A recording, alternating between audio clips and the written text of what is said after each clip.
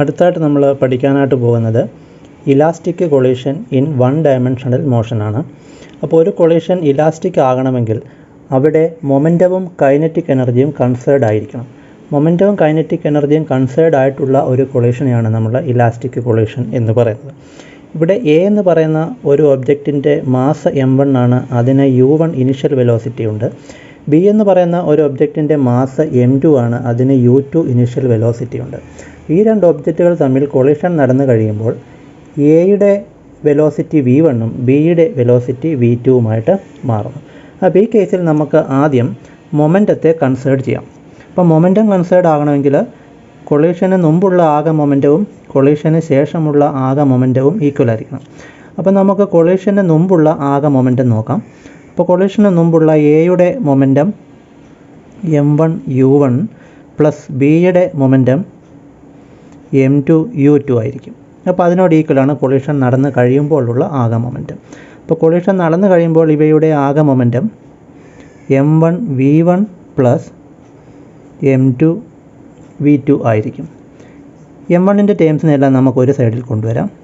അപ്പോൾ m1 u1 minus ആകും ഇത് m1 v1 is equal to ഇവിടെ ഒരു m2 v2 ഉണ്ട്, m2 v2 ഇവിടുന്ന് ഒരു m2 u2 അപ്പുറത്തെല്ലുമ്പോൾ minus m2 u2. ഇവിടെ m1 കോമൺ എടുക്കാം. അപ്പോൾ m1 into u1 minus v1 is equal to ഇവിടെ m2നെ കോമൺ എടുത്താൽ v2 മൈനസ് u2 എന്ന് ലഭിക്കുന്നു. ഇതിനെ നമുക്ക് ഇക്വേഷൻ 1 എന്ന് വിളിക്കാം. ഇനി അടുത്തായിട്ട് നമുക്ക് കൈനറ്റിക് എനർജിയെ കൺസേർഡ് ചെയ്യാം. അപ്പോൾ ഇനിഷ്യലി ഉള്ള കൈനറ്റിക് എനർജി നമുക്ക് നോക്കാം. അത് half m1 u1 square plus half m2 u2 square ഇടിക്ക് മുമ്പുള്ള ഇവയുടെ ആകെ കൈനറ്റിക് എനർജി. ഇനി ഇടിക്ക് ശേഷമുള്ള ഇവയുടെ ആകെ kinetic energy half m1 v1 square plus half m2 v2 square ആയിരിക്കും. അപ്പോൾ ഇവിടെ നമുക്ക് ഹാഫ് എല്ലായിടത്തുനിന്നും കട്ടായി പോകും. ഇനി പഴയ പോലെ തന്നെ നമുക്ക് m1ൻ്റെ ടേംസിനെല്ലാം ഒരുമിച്ച് കൊണ്ടുവരാം. അപ്പോൾ m1 u1 സ്ക്വയർ ഇവിടെ ഒരു m1 v1 സ്ക്വയർ ഉണ്ട്, ഇപ്പുറത്ത് വരുമ്പോൾ അത് minus m1 v1 square is equal to ഇവിടെ ഒരു m2 v2 സ്ക്വയർ ഉണ്ട്, ഇവിടെ ഒരു m2 u2 സ്ക്വയർ അപ്പുറത്ത് ചെല്ലുമ്പോൾ അത് മൈനസ് m2 u2 സ്ക്വയർ. ഇവിടെ നമുക്ക് m1നെ കോമൺ എടുക്കാം. അപ്പോൾ m1 ഇവിടെ u1 square minus v1 square is equal to ഇവിടെ നമുക്ക് m2നെ കോമൺ എടുത്താൽ v2 square minus u2 square എന്ന് കിട്ടുന്നു. അപ്പോൾ ഇതിനെ നമുക്ക് ഇക്വേഷൻ 2 എന്ന് വിളിക്കാം. ഇനി നമുക്ക് ചെയ്യേണ്ടത് ഇക്വേഷൻ 2നെ ഇക്വേഷൻ 1 വെച്ച് ഡിവൈഡ് ചെയ്യുകയാണ് ചെയ്യേണ്ടത്. അപ്പോൾ അതിനുവേണ്ടി നമുക്ക് ഇക്വേഷൻ 2നെ ഒന്നുകൂടെ ഒന്ന് അറേഞ്ച് ചെയ്ത് എഴുതാം. m1 ഇത് നോക്കുക, u1 സ്ക്വയർ മൈനസ് v1 സ്ക്വയറാണ്, അത് A square minus B square ഫോമാണ്. A square minus B square നമുക്ക് എക്സ്പാൻഡ് ചെയ്താൽ A plus B into A minus B എന്നാണ് ലഭിക്കുന്നത്. അപ്പോൾ ഇവിടെ അത് ചെയ്യുമ്പോൾ u1 plus v1 into u1 minus v1 എന്ന് കിട്ടും. ഈസിക്കൽ ഇപ്പുറത്ത് അങ്ങനെ തന്നെ ചെയ്യണം. അപ്പോൾ m2 into v2 plus u2 into v2 minus u2 എന്ന് കിട്ടും. ഇനി ഇതിനെ നമുക്ക് ഇക്വേഷൻ 1 വെച്ച് ഡിവൈഡ് ചെയ്യാം. അപ്പോൾ രണ്ട് സൈഡും ഡിവൈഡ് ചെയ്യണം. അപ്പോൾ ഇവിടെ ഡിവൈഡ് ചെയ്യുമ്പോൾ m1 u1 minus v1 divide ചെയ്യണം. അതുപോലെ തന്നെ ഇപ്പുറത്ത് ഇക്വേഷൻ 1 വെച്ച് ഡിവൈഡ് ചെയ്യുമ്പോൾ m2 v2 മൈനസ് u2. അപ്പോൾ ഇവിടെ m1 കട്ടായി പോകുന്നു. അതേപോലെ തന്നെ u1 മൈനസ് v1 കട്ടാവുന്നു. ഇവിടെ m2 കട്ടാവുന്നു. u2 minus v2 minus u2 രണ്ടിടത്തു നിന്നും കട്ടായി പോകും. പിന്നെ ബാക്കിയുള്ളത് u1 plus v1 is equal to ഇപ്പുറത്ത് v2 പ്ലസ് u2. ഇനിഷ്യലി ഉള്ള വെലോസിറ്റികൾ നമുക്ക് ഒരു സൈഡിൽ കൊണ്ടുവരാം.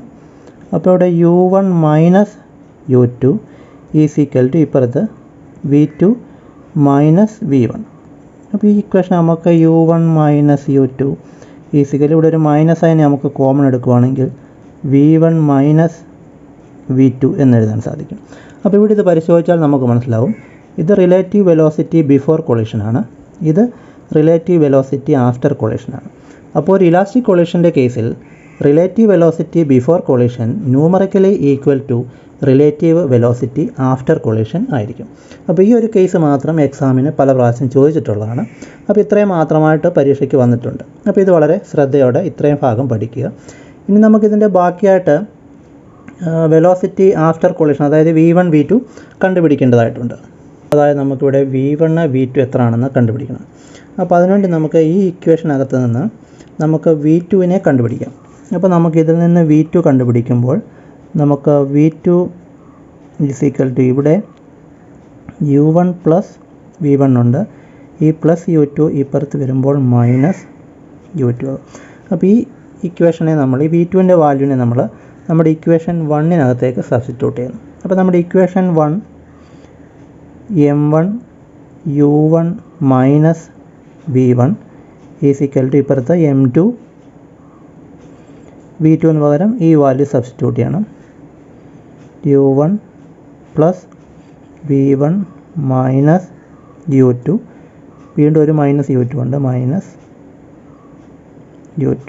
അപ്പോൾ ഇവിടെ നമുക്ക് M1 U1 മൈനസ് V1 ഒരു മാറ്റവുമില്ല, = ഇപ്പുറത്ത് M2 U1 പ്ലസ് V1, ഇത് ചെയ്യുമ്പോൾ മൈനസ് 2U2 ആകുന്നു. ഇനി ഇതിനെ നമുക്ക് എക്സ്പാൻഡ് ചെയ്യണം. ഇതിനെ എക്സ്പാൻഡ് ചെയ്യുമ്പോൾ നമുക്ക് M1 U1 minus M1 V1 = ഇവിടെ M2 U1 plus M2 V1 minus 2 × M2 U2. നമുക്ക് V1ൻ്റെ ടേംസിനെല്ലാം ഒരിടത്ത് കൊണ്ടുപോകാം. അപ്പോൾ ഇവിടെ ഒരു M2 V1 ഉണ്ട്, ഈ M1 V1 കൂടെ അപ്പുറത്ത് കൊണ്ടുപോകാം. അപ്പോൾ നമുക്കിവിടെ M1 V1 plus M2 V1 = ഇനി യുടെ ടേംസിനെല്ലാം ഇപ്പുറത്ത് കൊണ്ടുവരാം. അപ്പോൾ ഇവിടെ ഒരു M1 U1 ഉണ്ട്, ഇവിടെ ഒരു M2 U2 ഇപ്പുറത്ത് വരുമ്പോൾ അത് മൈനസ് M2 U1, പിന്നെ ഇവിടെ മൈനസ് 2 M2 U2 ഇപ്പുറത്ത് വരുമ്പോൾ പ്ലസ് 2 M2 U2. അപ്പോൾ ഇവിടെ നമുക്ക് V1 കോമൺ എടുക്കുവാണെങ്കിൽ M1 പ്ലസ് M2 × V1 = ഇവിടെ നമുക്ക് U1 കോമൺ എടുക്കുവാണെങ്കിൽ M1 minus M2 U1 plus 2 M2 U2. അപ്പോൾ ഇവിടെ നമുക്ക് V1 കണ്ടുപിടിക്കാനായിട്ട് M1 പ്ലസ് M2നെ അങ്ങേ സൈഡിൽ കൊണ്ടുപോവുക, ഡിവൈഡ് ചെയ്യുക. അപ്പോൾ നമുക്കിവിടെ M1 minus M2 by M1 plus M2 × U1 plus 2 M2 by M1 plus M2 × U2 എന്ന് കിട്ടുന്നു. അപ്പോൾ ഇതാണ് വെലോസിറ്റി V1 എന്ന് പറയുന്നത്. ഇനി അതുപോലെ തന്നെ നമുക്ക് V2 കണ്ടുപിടിക്കാം. അപ്പോൾ V2 കണ്ടുപിടിക്കാനായിട്ട് നമ്മൾ ചെയ്യേണ്ടത് ഇവിടെ 1 ഉള്ളതെല്ലാം 2 ആയിട്ട് ചേഞ്ച് ചെയ്യുക, 2 ഉള്ളതെല്ലാം 1 ആയിട്ട് ചേഞ്ച് ചെയ്യുക മാത്രം ചെയ്താൽ മതി. അപ്പോൾ ഇവിടെ നമുക്ക് M2 മൈനസ് M1 എന്നാകുന്നു. താഴെ വ്യത്യാസം വരില്ല, 1ഉം 2ഉം ചേഞ്ച് ചെയ്താലും. അപ്പോൾ M1 പ്ലസ് M2 തന്നെ നമുക്ക് എഴുതാം × U2 പ്ലസ്, അപ്പോൾ ഇവിടെ 2 M2 എന്നുള്ള M1 എന്നാകും ബൈ M2 പ്ലസ് M1 എന്ന് പറഞ്ഞാൽ അത് M1 പ്ലസ് M2 തന്നെയാണ്, × U2 എന്നുള്ളത് U1 ആയിട്ട് മാറും. അപ്പോൾ ഇതാണ് വെലോസിറ്റി ആഫ്റ്റർ കൊളീഷൻ എന്ന് പറയുന്നത്. അപ്പോൾ ഇത് കണ്ടുപിടിക്കാനായിട്ട് പരീക്ഷയ്ക്ക് ചോദിക്കാറുണ്ട്. അപ്പോൾ ഇത്രയും ഈ ഡെറിവേഷൻ ചെയ്യണം. അപ്പോൾ ഇത് വളരെ ശ്രദ്ധയോടെ നിങ്ങൾ ഒരു 3-4 പ്രാവശ്യം കാണുകയാണെങ്കിൽ നിങ്ങൾക്ക് ഈസിയായിട്ടിത് ചെയ്യാനായിട്ട് സാധിക്കും. അപ്പോൾ പരീക്ഷയ്ക്ക് ഇത് വരാൻ വളരെയധികം സാധ്യതയുള്ള ഒരു ചോദ്യമാണ്. പിന്നെ നമ്മുടെ ഈ ചാനൽ നിങ്ങൾ സബ്സ്ക്രൈബ് ചെയ്തിട്ടില്ല എങ്കിൽ എത്രയും വേഗം സബ്സ്ക്രൈബ് ചെയ്യുക, ലൈക്ക് ചെയ്യുക, മറ്റ് നിങ്ങളുടെ ഫ്രണ്ട്സിന് വേണ്ടിയിട്ട് ഇത് ഷെയർ ചെയ്യുകയും ചെയ്യുക.